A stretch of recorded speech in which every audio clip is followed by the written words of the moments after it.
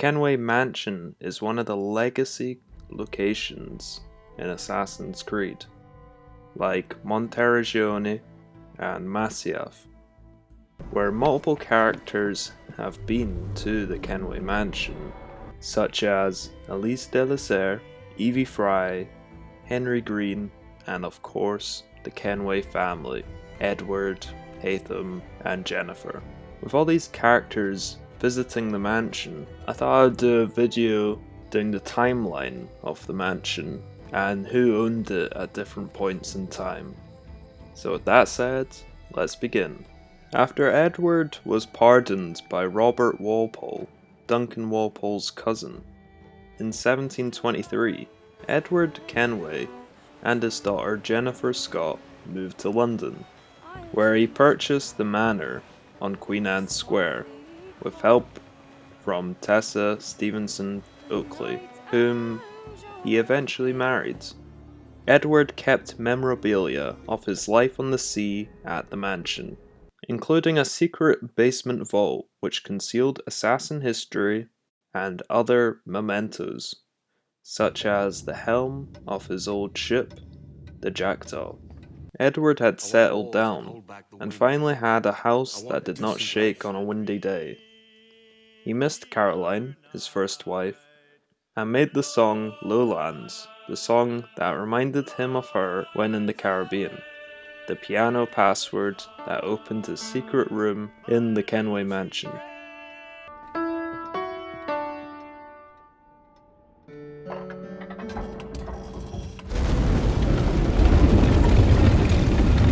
Not enormously subtle, is it? Clearly Kenway had a strong sense of spectacle.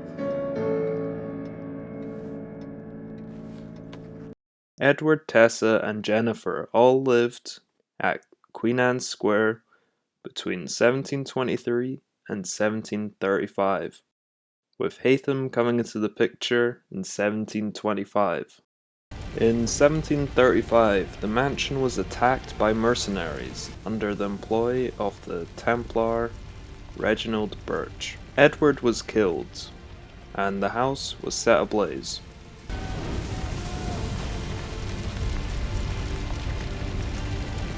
Father!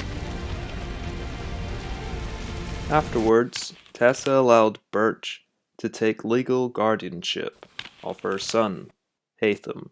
Unaware of Birch's role in the attack, she oversaw repairs to the mansion and passed away following a fall in 1747.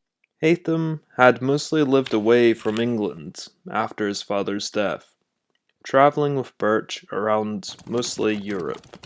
After Birch's death at the hands of Haytham, who had become a Templar himself, and Jennifer, 20 years later, after being abducted, returned to Queen Anne Square to live in the mansion as a spinster, but only kept a skeleton staff to maintain the place. After Haytham and Jennifer had dealt with Birch, Haytham travelled back to America, where he would spend the remainder of his days. Haytham and Jennifer would correspond with letters to keep in touch with one another. The two were never that close in childhood, but were still half-siblings, so felt it would be a good thing to keep in touch.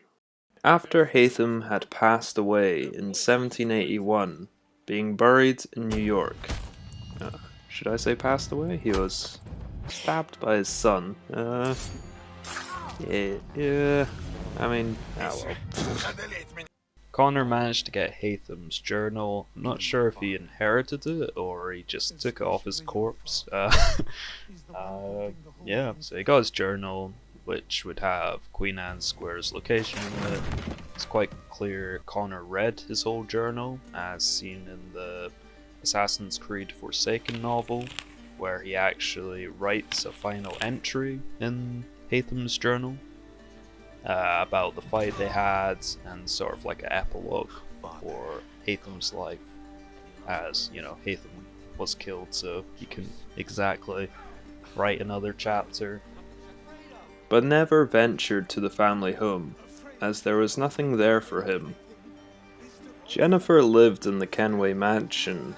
After the years of slavery she had been through, she simply wanted to live a quiet life.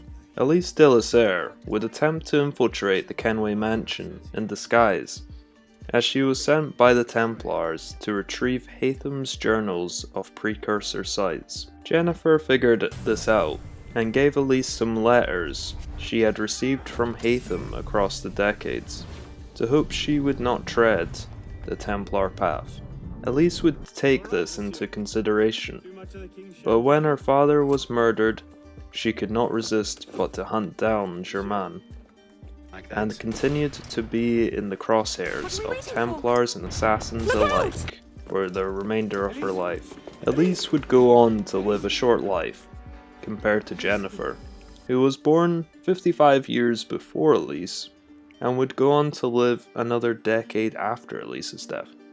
After Jennifer had passed away, the Kenway family had come to an end in Europe, as Connor lived in America and Jennifer never had children. The Templars would purchase Queen Anne Square to discover its secrets. They discovered those in plain view, like the glass cube and map of the Caribbean, but failed to find Edward's secret room, which Evie Fry and Henry Green were able to discover within an hour, compared to the Templars having over 60 years. Yikes. Present day. Now, there's nothing definitive on if the mansion still exists in the modern day. There's not really any information. It's probably been destroyed or dismantled at some point before Watch Dogs Legion. This could be for many reasons. It could have been destroyed in World War II during the Blitz, where the Nazis bombed London and a few other cities and stuff in the UK. Basically, there isn't anything of the Kenway Mansion in the modern day. Nothing definitive anyway. It's strange that it didn't appear in Watch Dogs Legion. I thought that'd have been quite a cool thing to have. So yeah, basically there's not much on it in the modern day, which is disappointing. I was hoping to tell you guys like something cool about it in the modern day, but it doesn't seem it was included in Watch Dogs Legion, so yeah, that's all I've got. Maybe the Kenway Mansion will become relevant again in future Assassin's Creed media, but for now, that's all. Thank you guys for watching, I hope you enjoyed.